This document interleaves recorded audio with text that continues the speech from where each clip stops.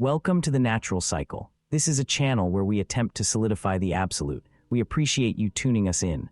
On this episode, we explore internal objects, introjection, projective identification, and the narcissist's snapshotting mind.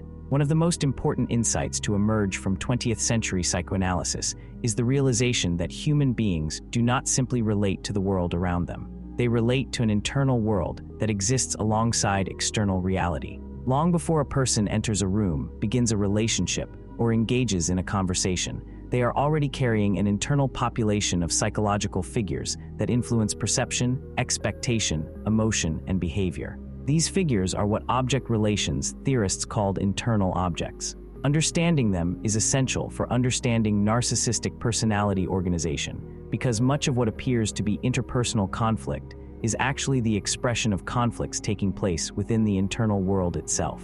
The foundations of this perspective can be found in the work of Melanie Klein. Klein proposed that the infant does not experience caregivers as whole and integrated people. Early experience is organized through emotionally charged fragments. The infant encounters aspects of the caregiver associated with gratification, comfort, frustration, absence, and anxiety. These experiences are gradually internalized and become psychological structures. Klein argued that the psyche becomes populated by internal objects that continue to influence emotional life throughout development. What makes Klein's theory so powerful is her insistence that these internal objects are not simply memories. They function as active psychological realities. They influence perception in the present. They shape expectations of others. They determine how emotional experiences are interpreted. In many respects, the individual spends adulthood navigating not only external relationships, but also relationships with internal objects that were established decades earlier. Klein's theory was expanded by Ronald Fairbairn, who radically shifted psychoanalytic thinking by arguing that human beings are fundamentally object-seeking rather than pleasure-seeking. In his view, the psyche is organized around relationships. The child internalizes relational experiences because attachment itself is psychologically necessary. Fairbairn observed that even painful or rejecting relationships are often preserved internally because maintaining connection to an object is experienced as safer than confronting emotional emptiness. This insight has profound implications for narcissistic personality organization. The narcissistic individual often inhabits an internal world structured around fragmented and poorly integrated object relations. Certain internal objects become heavily idealized. Others become associated with shame, inadequacy, rejection, or humiliation. These emotional structures remain active and continue influencing perception throughout adulthood. Otto Kernberg's work on pathological narcissism brought these ideas into a modern clinical framework. Kernberg observed that narcissistic personality structures are characterized by failures of integration. Positive and negative representations of self and others remain split apart. Instead of being synthesized into coherent wholes, they exist as separate emotional realities that alternate in dominance. This creates a psychological environment in which relationships become unstable because perception itself is unstable. A useful way to understand this phenomenon is through what might be called snapshotting. Snapshotting is not a formal psychoanalytic term. Rather, it is a descriptive concept that captures the way fragmented internal representations operate. A snapshot is an emotionally charged fragment of experience that becomes frozen and preserved. Unlike a narrative memory, which contains context and development, a snapshot captures a single emotional frame and treats it as representative of the whole. Clinical observations frequently reveal this process. A brief moment of admiration may become preserved as evidence that a person is exceptional. A single criticism may become preserved as evidence that a person is hostile. A moment of disappointment may become preserved as evidence that a relationship is fundamentally flawed.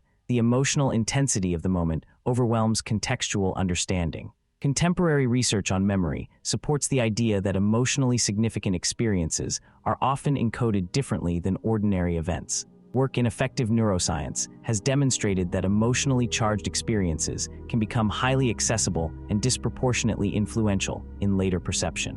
While object relations theory and neuroscience use different conceptual languages, both point toward the same phenomenon. Emotionally intense experiences can become privileged reference points that shape future interpretation. For the narcissistic individual, these snapshots often become integrated into internal object structures. The result is that relationships are not experienced continuously. Instead, perception may become organized around isolated emotional fragments. a single moment becomes psychologically magnified. The whole person disappears behind the snapshot. This process becomes especially significant when combined with projective identification. Projective identification is one of the most sophisticated concepts in object relations theory. Klein first introduced the concept, and Wilfred Bion later expanded it into a broader model of emotional communication and containment. In simple projection, an unwanted feeling is attributed to another person. In projective identification, the individual unconsciously pressures another person to experience, contain, or enact feelings that originate within the projector. Bion's clinical work emphasized the importance of containment. Healthy development requires caregivers who can receive the child's emotional states, process them, and return them in a form that can be tolerated. When this process fails, difficult emotional experiences may never become fully integrated. They remain psychologically raw and difficult to manage. Under these conditions, emotions such as shame, inadequacy, envy, humiliation, or vulnerability may be experienced as intolerable. Rather than being processed internally, they are externalized. The individual unconsciously seeks to place them elsewhere. Projective identification becomes a mechanism through which internal conflict is distributed into the relational environment. Clinical descriptions of narcissistic relationships often reveal this pattern. The narcissistic individual may repeatedly focus attention on another person's weaknesses. They may repeatedly revisit moments of failure. They may introduce subtle comparisons that create self-doubt. They may return to old embarrassments long after they have ceased to be relevant. No single interaction appears particularly significant. The cumulative effect, however, can be substantial. Over time, the target may begin experiencing precisely the emotional states that dominate the narcissist's internal world. Self-doubt emerges, shame increases, confidence deteriorates. Feelings that once belonged primarily to the narcissist's internal object system begin appearing within the other person. This process has been documented repeatedly in psychoanalytic case literature. Analysts have long observed patients inducing emotional experiences in others that mirror their own unprocessed conflicts. The therapist suddenly experiences confusion, inadequacy, irritation, shame, or helplessness. Rather than dismissing these reactions, object relations theorists began treating them as valuable information about the patient's internal world. The emotional state had not appeared randomly. It had been communicated through projective processes. The narcissistic individual's internal landscape is therefore not confined to their own mind. It is continuously enacted within relationships. Internal objects seek expression. Unresolved emotional states seek containment. Split representations seek confirmation.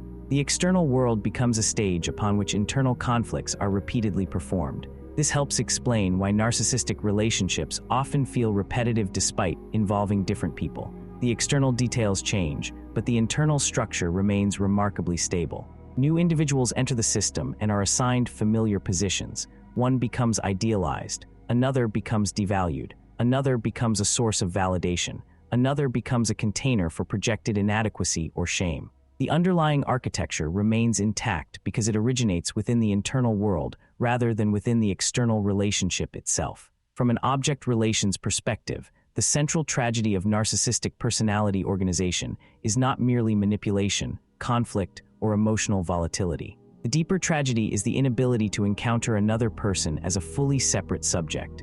External individuals become filtered through internal objects, emotional snapshots, projections, and unresolved relational templates. Reality becomes subordinated to the demands of the internal world. The narcissist may believe they are responding to the person standing before them, yet much of what they are responding to originates within themselves. The relationship becomes less about discovering another human being and more about managing an internal landscape populated by fragmented objects that were never fully integrated. Until those objects are recognized and worked through, the same dramas tend to repeat themselves. Different faces appear, different names emerge, different circumstances unfold, yet the same internal architecture continues organizing experience from behind the scenes. This is perhaps the most enduring lesson of object relations theory. The relationships that shape us never entirely disappear. They become part of us. They become the internal objects through which we see the world.